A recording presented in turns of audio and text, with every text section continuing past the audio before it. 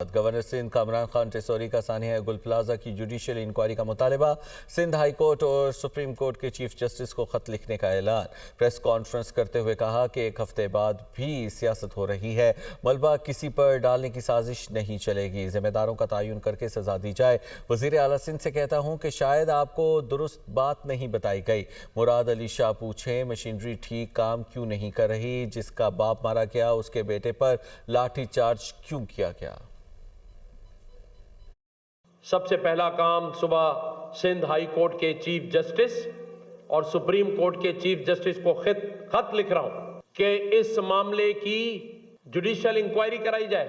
ان لاشوں کے لواحقین کے زخموں پر مرہم رکھنے کے بجائے سیاسی بیانات ان لواحقین کے زخموں پر نمک چھڑک رہے ہیں۔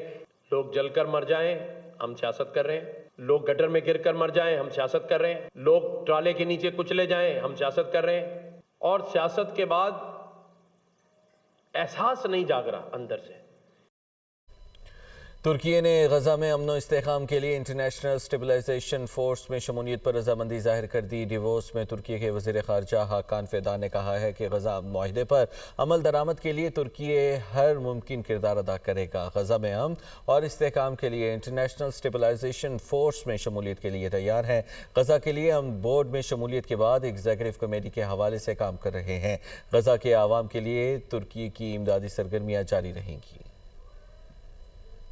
غزہ میں قیام امن کی ایک نئی امید سامنے آ گئی۔ ڈیووس میں غزہ بورڈ آف پیس کے چارٹر پر دستخط پاکستان سمیت 19 ممالک شامل ہیں۔ امریکی صدر ڈونلڈ ٹرمپ نے اس موقع پر عالمی تنازعات، مشرق وسطی کے استحکام اور سفارتی کاوشوں پر تفصیلی گفتگو کی۔ کن ممالک نے اس بورڈ میں شمولیت اختیار کی ہے، معاہدے کی اہم شقیں کیا ہیں اور اس سے خطے پر کیا اثرات مرتب ہو سکتے ہیں، آئیے سب کچھ جانتے ہیں اس رپورٹ میں۔ غزہ میں امن کی نوید ایک بار پھر عالمی سطح پر سنائی دے رہی ہے۔ سوئٹزرلینڈ کے شہر ڈیووس میں غزہ بورڈ آف پیس کی دستخطی تقریب منعقد ہوئی، جس میں امریکہ اور پاکستان سمیت اب تک 19 ممالک نے باضابطہ شمولیت اختیار کر لی ہے۔ غزہ بورڈ آف پیس میں شمولیت اختیار کرنے والے ممالک میں پاکستان کے علاوہ متحدہ عرب امارات، سعودی عرب، قطر، اردن، بحرین، ترکی، ہنگری، مراکش، کوسوو، ارجنٹائن اور پیراگوئے شامل ہیں۔ ان کے ساتھ ساتھ بلغاریہ، منگولیا، آرمینیا، آذربائیجان، وسطی ایشیائی ریاستیں قازقستان اور ازبکستان، جبکہ جنوب مشرقی ایشیا سے انڈونیشیا نے بھی ٹرمپ کی دعوت قبول کر لی ہے۔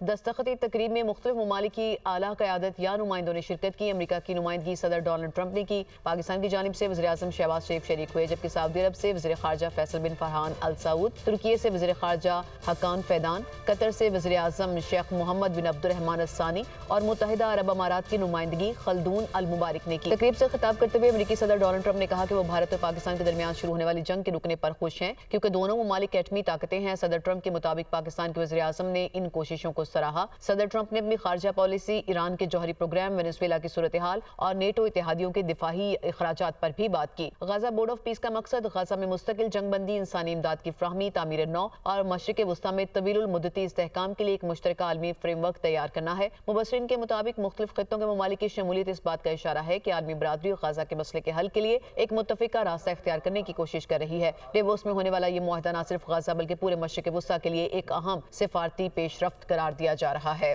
صدر ولادیمیر پوٹن کا کہنا ہے کہ روسی صدر ڈونلڈ ٹرمپ کے امن بورڈ میں شمولیت کے لیے $1 ارب فراہم کرنے کے لیے تیار ہیں، جبکہ صدر پوٹن نے یہ بات کرملن میں فلسطینی صدر محمود عباس سے ملاقات کے دوران کہی۔ ان کا کہنا ہے کہ یہ رقم سب سے پہلے فلسطینی عوام کی حمایت کے لیے مختص کی جائے گی اور اس سے غزہ پٹی کی تعمیر نو اور فلسطینی مسائل کے حل کے لیے استعمال کیا جائے گا۔ برطانوی وزیر اعظم سر کیئر سٹارمر کا روسی صدر ولادیمیر پوٹن کی غزہ بورڈ آف پیس میں شمولیت پر سخت اعتراض۔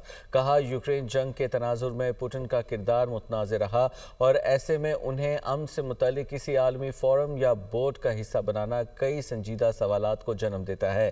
پوٹن کی غزہ امن بورڈ میں شمولیت نہ صرف تشویشناک ہے بلکہ عالمی امن کی کاوشوں پر بھی اثر انداز ہو سکتی ہے۔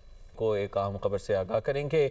अमरीकी सदर का आलमी इदारे सेहत से मुकम्मल इनखला का ऐलान सामने आ गया। सदर ट्रंप ने कहा, ईरान पर करीबी नज़र रखे हुए हैं। ईरान में फांसियां जारी रहती तो अमरीका हमला करता। हमने धमकी दी तो ईरान ने फांसियां रोक दी।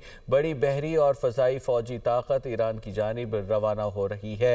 ईरान से तजारत करने वाले ममालिक पर 25% टैरिफ जल्द नाफिज होगा।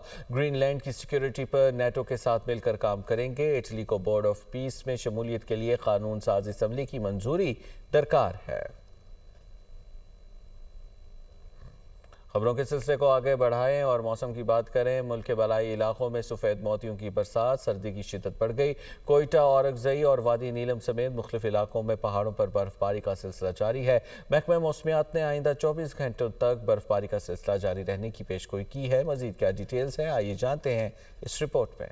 मुल्क के बालाई इलाकों में बर्फबारी के बायस कड़ाके की सर्दी। मुजफ्फराबाद, आज़ाद जम्मू कश्मीर के मुख्तलिफ इलाकों में भी पहाड़ों पर बर्फबारी का सिलसिला जारी है। वादी नीलम, वादी लीपा, गंगा चोटी, पीर चनासी, पीर हसीमार और दीगर पहाड़ी इलाकों में भी आसमान से सफ़ेद मोतियों की बरसात। मरी, एबटाबाद, गलियात, नथिया गली, यूबिया, ठंडियानी में भी बर्फबारी के बायस ज़मीन सफ़ेद हो गई। गिलगित, हुंजा, अस्तौर, गुजाल और खुंजराब बॉर्डर के इलाकों ने भी बर्फ की सफ़ेद चादर ओढ़ ली। दरा, हाजी पीर, तौली पीर, नेजा गली, भरत गली, सदन गली और गंगा चोटी के मकामात पर बर्फबारी से बेशतर मरकजी शाहराहें बंद हो गई। खैबर पख्तूनख्वा के मुख्तलिफ शहरों में भी बर्फबारी का सिलसिला जारी। औरंगज़ई, खैबर और हंगू के मुख्तलिफ इलाकों में शदीद बर्फबारी के बायस शहरी घरों में महसूर होकर रह गए। बर्फबारी के बायस वादी तीरा में मुतादिद गाड़ियां फंस गईं। सड़कों पर फिसलन और बर्फ जमा होने से आमदोरफ्त मुतासिर। रेस्क्यू ऑपरेशन जारी। पाक फौज की भी शहरियों के लिए इमदादी सरगर्मियां जारी हैं। कोयटा समेत बलोचिस्तान के मुख्तलिफ इजला में रुई के गालों की बरसात। कला सैफुल्ला में 1 फुट, चमन 10, ज़ियारत 9, पशीन 6, कला अब्दुल्ला 4, जबकि कोयटा, मस्तूंग और कलात में 2 इंच तक बर्फ पड़ चुकी। ज़ियारत में पारा -7, कोयटा में -6 रिकॉर्ड किया गया। महकमा मौसमियात ने आइंदा 24 घंटों तक बर्फबारी का सिलसिला जारी रहने की पेशगोई की है।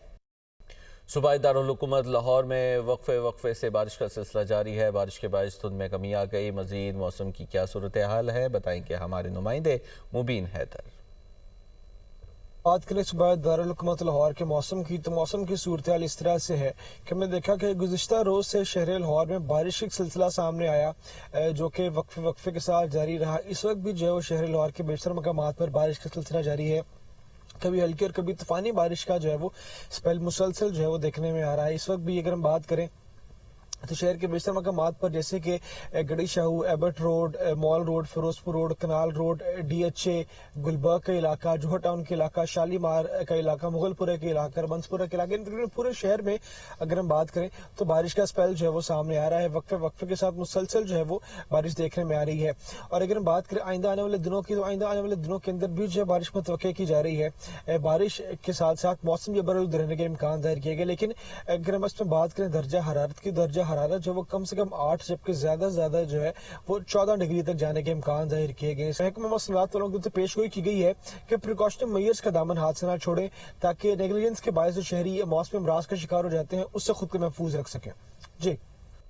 कराची में आग से तबाह गुल प्लाजे के मलबे से इंसानों की बाकियात मिलने का सिलसिला जारी है, जहां बहक अफराद की तादाद 67 हो गई है। 77 लापता हैं। DC साउथ ने तस्दीक कर दी। हुकाम ने रेस्क्यू ऑपरेशन के बाद गुल प्लाजे की बकिया इमारत मुनहदम करने की सिफारिश कर दी है। तर्जुमान महकमा सेहत के मुताबिक 67 लाशों का पोस्टमार्टम कर लिया गया है। एक को शनाख्ती कार्ड से शनाख्त किया गया।